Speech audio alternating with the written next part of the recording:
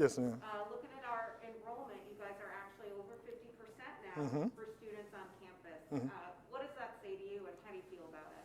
Well, I think it says a couple of things. I think as families get more acclimated to the realities of the COVID experience, and people are going back to work and have seen the tremendous work that our principals and teacher leaders and administrative leaders have done in the schools, I think more people are comfortable bringing their children back. But I also want to say our team, looked at some data and saw that a lot of kids that were at home were not performing well. So I have to give a lot of credit to the team and our principals for reaching out to their kids and saying, we want you to come back to school so that we can do everything in our power to help you get a better education than staying at home by yourself.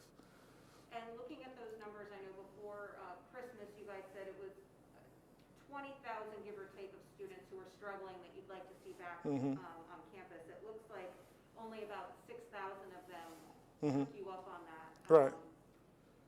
What's your response to that? Well, I think my response to that is that, for people made their decisions pretty early, and I think there are still some folks that just want to wait it out. I think in other cases, we have found kids that aren't actually here.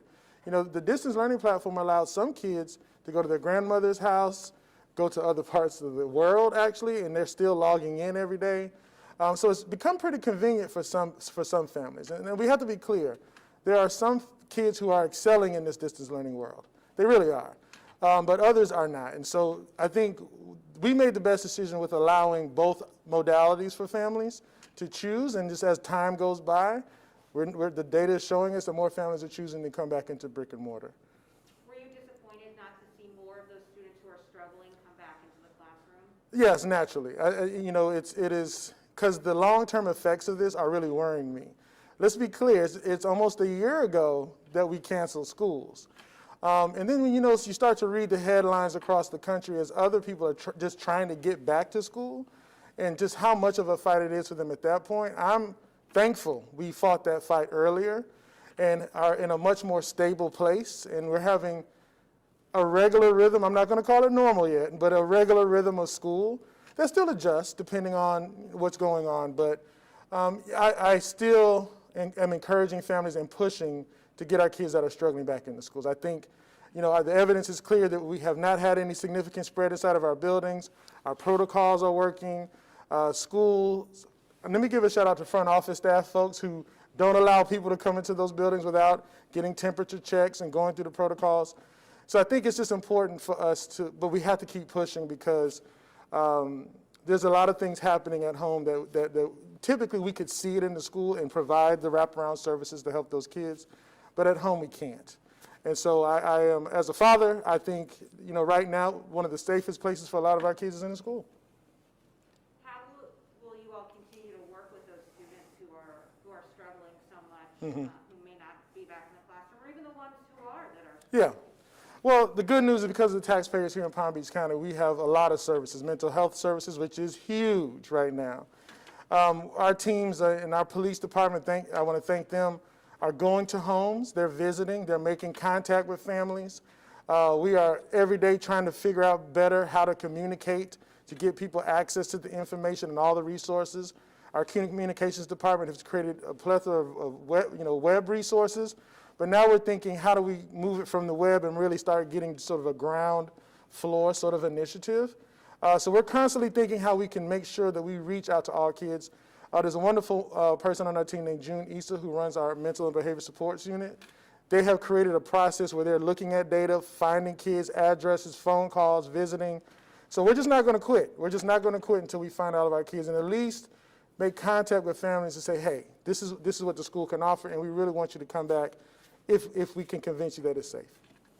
You mentioned that you're worried about these Yeah. long-term impacts, Yeah. especially on education. Just tell me a little bit more about that. Well, let's just be honest. I think schools, most of our society is built around the structure of a school.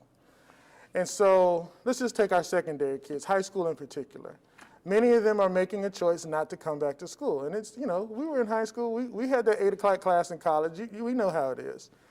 But after a year of not having that structure, a year having that direction, they become independent in ways that I don't think many of us really recognize. I mean, a lot of them are picking up jobs out of necessity, but others are picking up jobs just because it's convenient for them. And so I just worry about the reality of that final couple of years of high school and having those structures, being in the space. I'm worried about kids' socialization skills once we get back in proximity with one another. Because, while they've been at home, we've been trying to do these two modalities. But again, when you're with us, we can model certain behaviors from you. We can talk to you. I can look in your eyes and see you're having a bad day. Many kids at home, when they're in classes and they're not having a good day, they turn the screen off. So we don't even really know what's going on. So this is something to be said as parents. It's one thing to hear your kid, but it's another thing to see them. And I think it's for a lot of our educators, they take this work so personally that it's actually better for us if we can see our children. So we're into the second semester of this school year. Mm-hmm. A lot of eyes already on next year. Yes. You guys, you did your calendar Yes. last night. Yes. Do you anticipate August starting with this same dual modality? It's an interesting question. So I answer it this way. I'm preparing to start in a dual modality. Now, the ultimate decision is from the commissioner and the governor's office. The reason we're allowed to be in this modality now is because of the executive orders from the governor's office. But I've told my team we're going to keep preparing and improving our distance learning platforms because who knows? Many of us thought the vaccine would save the world.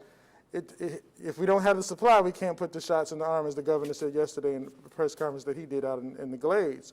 So I'm just going to prepare for the worst and hope for the best. Talking about those vaccines, we heard the county commission this week come out in support of you all trying to create one of those points of distribution. Have you received any updates from the county? Not as of yet, but I'm thankful that the conversation has been heard and that they are willing to create this pod for us. We still got to figure out the logistics, but even with that, you still have to have the vaccine. So it still boils down to supply and demand. So our communications team, the health department, all of our employees that are 65 and older, we will assist them in any way we can to get them signed up with Publix or the health department.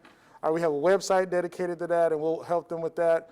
But my goal is we built a new health clinic right behind this building, and so we are ready, willing, and able, once the vaccine is here, to use our facilities and send out the communication to do that work here in the district. Let's talk about FSA for a minute, because that came up last night.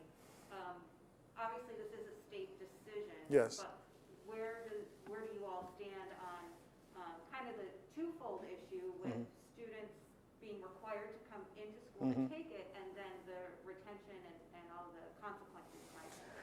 Yeah, so, I think right now, Donald Fennoy is the superintendent. My belief is that we should still have the exams. I just don't think they should count.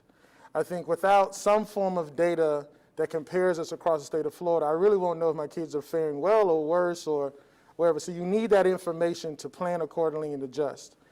But I will say that, because we do have families that are choosing to stay home, it would be nice if we were allowed to find a way to let them take those assessments online. Now, again, I'm sure a lot of it has to do with security and all of those things, but to be honest with you, our schools are doing a really interesting job and great job of creating systems for parents to bring their kids in the cafeteria or wherever their designated testing area. And so it's a big push. And, as long as they can come in and leave, a lot of the parents are actually pretty cool with that. So it's kind of an interesting dynamic, which is making us think about the future of all of this. Are we just going to have some schools that will function as labs and testing centers, depending on that community's desire to be in the building on a regular basis? Or even more so, just being flexible.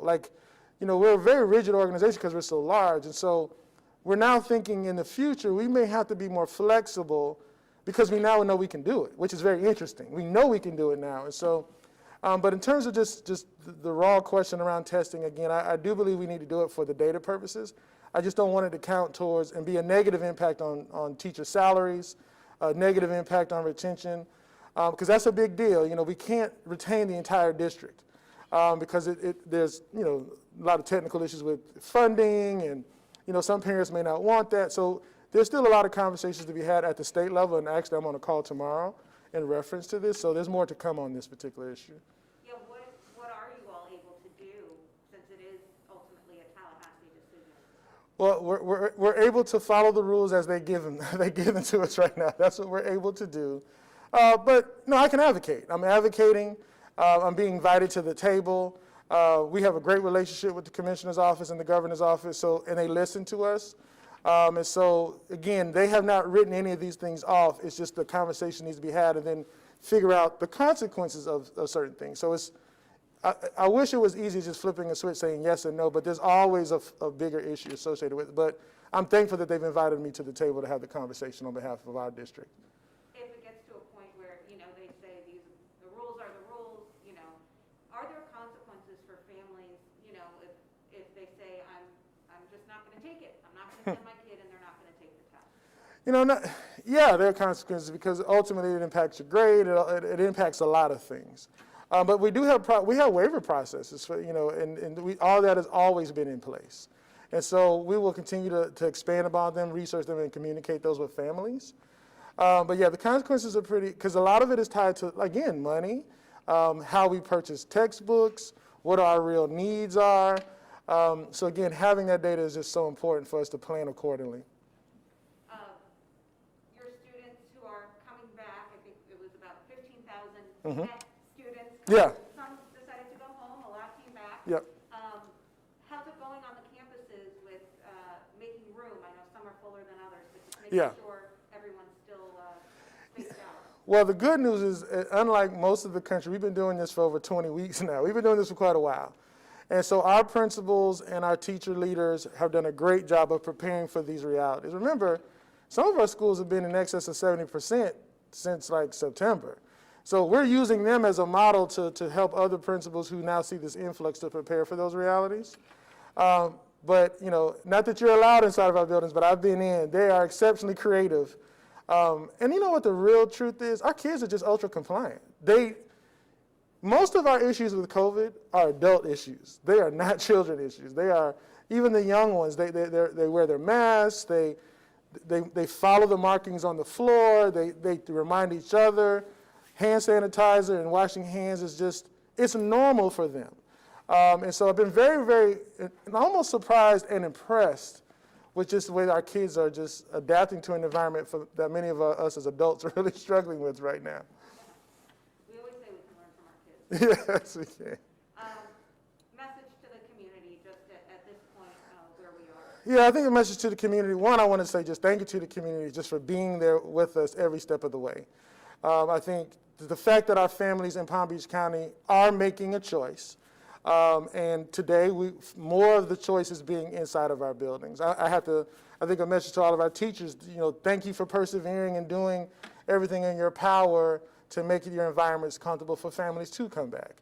I would say to our community, though, there's still a lot to be figured out, and we're going to keep having opportunities to communicate, and I still encourage parents to ask questions of their schools.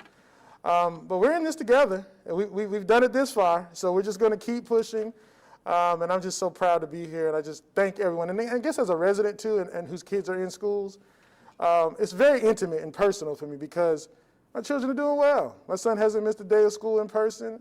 My daughter's getting ready for kindergarten, so, I'm having some little heartburn about that, but I'll get over it because it's time for her to go back to school. But, we're in a good place in Palm Beach County, and I just want us to keep pushing forward and having our open conversations. And we wouldn't be as successful as we are to this point if it wasn't for such an amazing and supportive community.